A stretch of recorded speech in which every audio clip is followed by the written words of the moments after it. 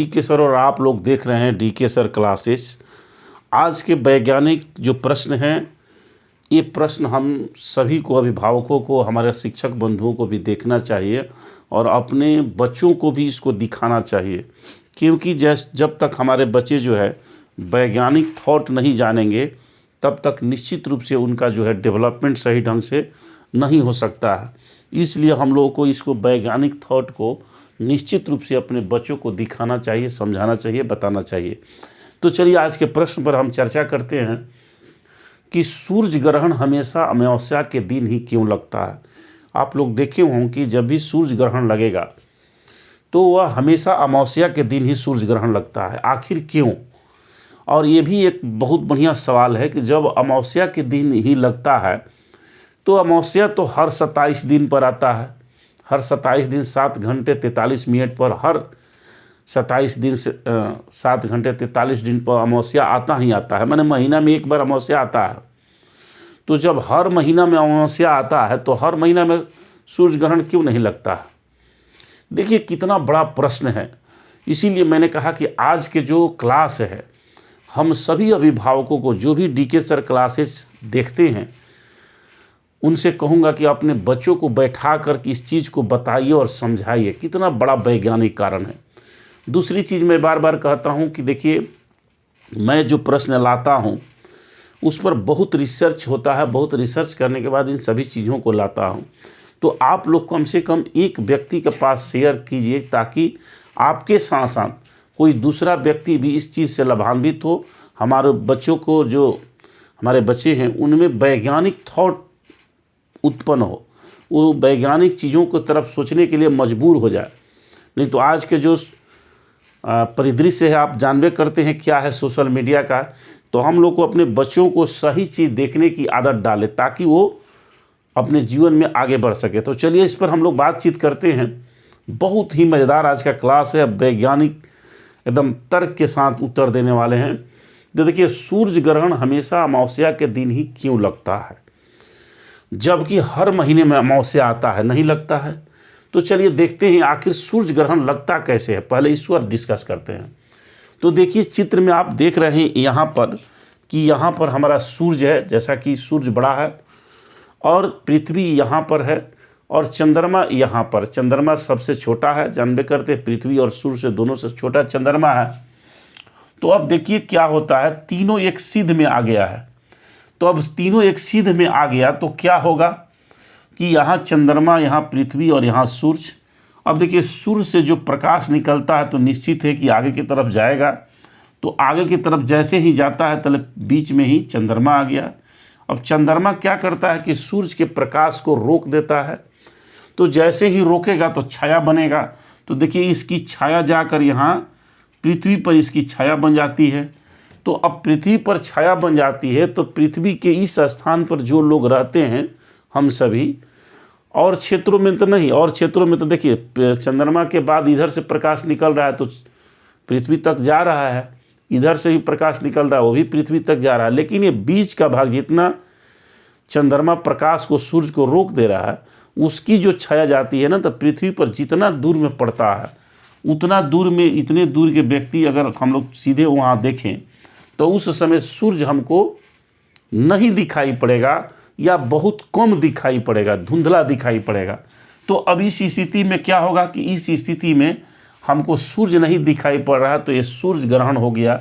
और कहीं कहीं पर इसमें, इसीलिए सूर्य ग्रहण देखिएगा हर पृथ्वी के हर क्षेत्र में एक साथ नहीं होता है। बहुत सारे देशों में दिखाई पड़ेगा और बहुत सारे देशों में नहीं दिखाई पड़ेगा। तो देखिए ये सूर्य ग्रहण की स्थिति है जब हमारा चंद्रमा सूर्य और पृथ्वी के बीच में आ जाता है। तो इसकी छाया पड़ती है चंद्रमा की छाया पड़ती है पृथ्वी पर, और जब पृथ्वी पर पड़ती है तो सूर्य ग्रहण होता है। अब देखिए कहा जाए कि ये तो हर बार जो है चंद्रमा जो है हर 27 दिन 7 घंटे 43 मिनट पर हर बार सूर्य के, चंद्रमा, पृथ्वी के एक चक्कर लगा लेता है। तो हर बार हर 27 दिन पर अमावस्या हर महीने में लगना चाहिए, लेकिन नहीं लगता है। क्यों नहीं लगता है कि देखिए जब तक ये तीनों के तीनों एक सिद्ध में, वो भी कहा जाता है कि यानी चंद्रमा के और पृथ्वी के जो नोड्स हैं, यानी चंद्रमा और पृथ्वी के नोड्स कहाँ कहा जाता है, तो जहाँ पर देखिए ये चंद्रमा है, ये पृथ्वी के चारों तरफ ऐसे घूम रहा है, तो इसकी अपनी कक्षा है, और पृथ्वी जो है सूर्य के चारों तरफ घूम रही है, तो इसकी अपनी कक्षा है। तो ये दोनों कक्षाओं के जो बीच में अंतर होता है वो 5 डिग्री का होता है। कितने डिग्री का? 5 डिग्री का होता है।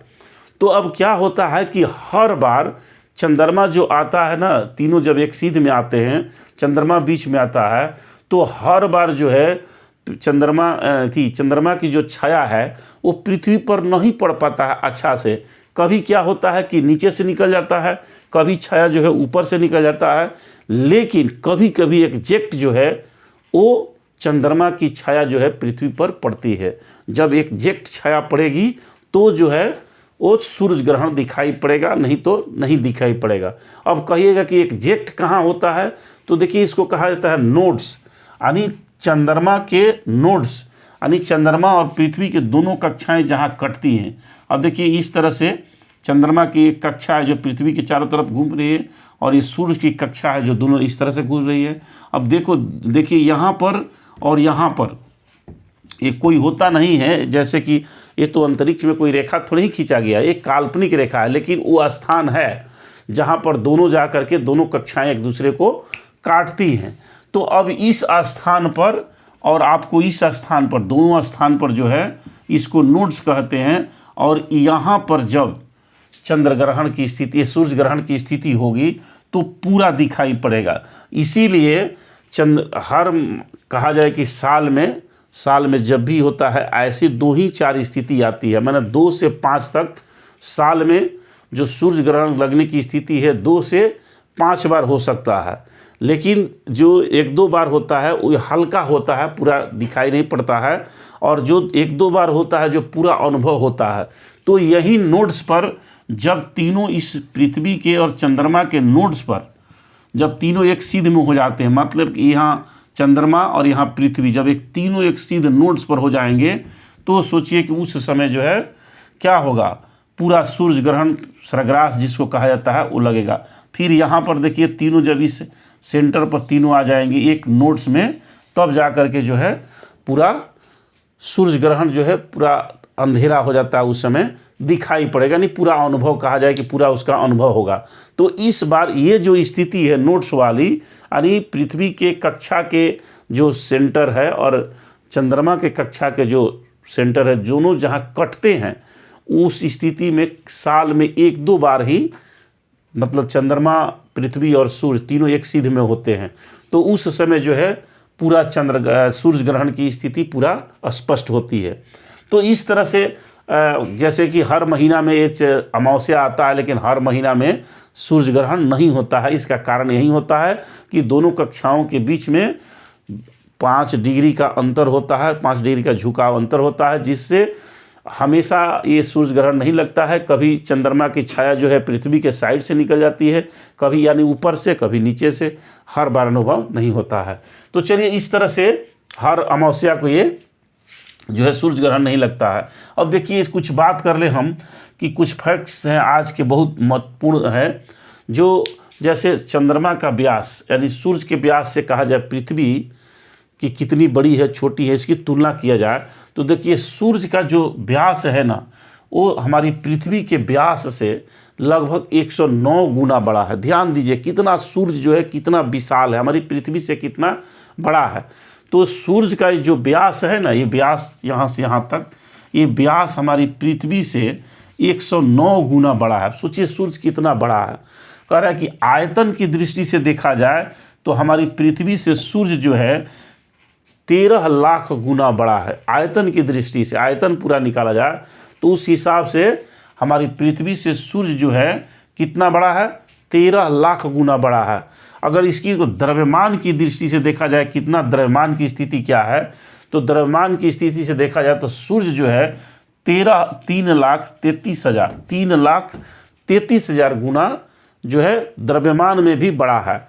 अब इसी तरह से हमारी पृथ्वी को चंद्रमा की तुलना में देखा जाए तो हमारी पृथ्वी जो चंद्रमा से इसका व्यास है, इसका व्यास यानी पृथ्वी का जो व्यास है वो चंद्रमा के व्यास से 4 गुना बड़ी है। कितने गुना? 4 गुना बड़ा है। अब इस हिसाब से देखा जाए तो हमारी पृथ्वी में इस तरह से 50 चंद्रमा बन सकते हैं। यानी हमारी पृथ्वी को तोड़ तोड़ कर अलग किया जाए और उसको देखा जाए तो 50 गो चंद्रमा बन जाएगा। कितने चंद्रमा? 50 चंद्रमा बन जाएंगे। और इसी तरह से द्रव्यमान के हिसाब से देखा जाए कि हमारी पृथ्वी का द्रव्यमान चंद्रमा के द्रव्यमान से कितना अधिक है, तो 81 गुना। द्रव्यमान की दृष्टि से देखा जाए तो 81 गुना हमारी पृथ्वी का द्रव्यमान जो है चंद्रमा से 81 गुना अधिक है।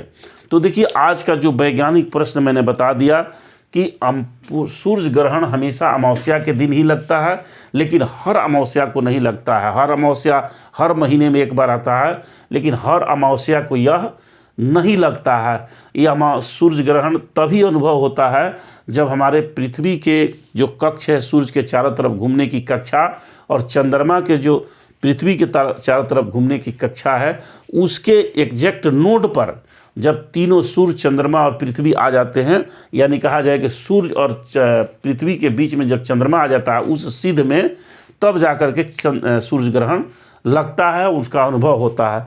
नहीं तो लगता है हर बार। जैसे कहा जाए कि हर महीने में सूर्य ग्रहण होता है, लेकिन ये पृथ्वी पर उसका अनुभव नहीं होता है, क्योंकि चंद्रमा की जो छाया है या तो पृथ्वी के बगल से ऊपर से या नीचे से निकल जाती है, पृथ्वी पर प्रभाव नहीं पड़ता है, लेकिन ये घटना हमेशा होता है। तो चलिए, बहुत बहुत धन्यवाद। फिर आप लोग को इसी तरह से वैज्ञानिक प्रश्न लेकर के आप लोग को अगले क्लास में मिलेंगे। लेकिन निश्चित रूप से मैं कहूँगा कि आप लोगों को अगर डीके सर क्लासेस से कुछ नॉलेज मिलता है तो निश्चित रूप से आप लाइक, शेयर, कमेंट करें और कुछ अपनी बातों को लिखें, या जो भी वैज्ञानिक प्रश्न आपके मन में अगर आ रहा है तो उस पर आप लोग ज़रूर लिखें कमेंट में। मैं अगला आप लोग को क्लास में निश्चित रूप से उस पर वीडियो बना करके क्लास लेकर के आप लोगों को दूंगा। धन्यवाद।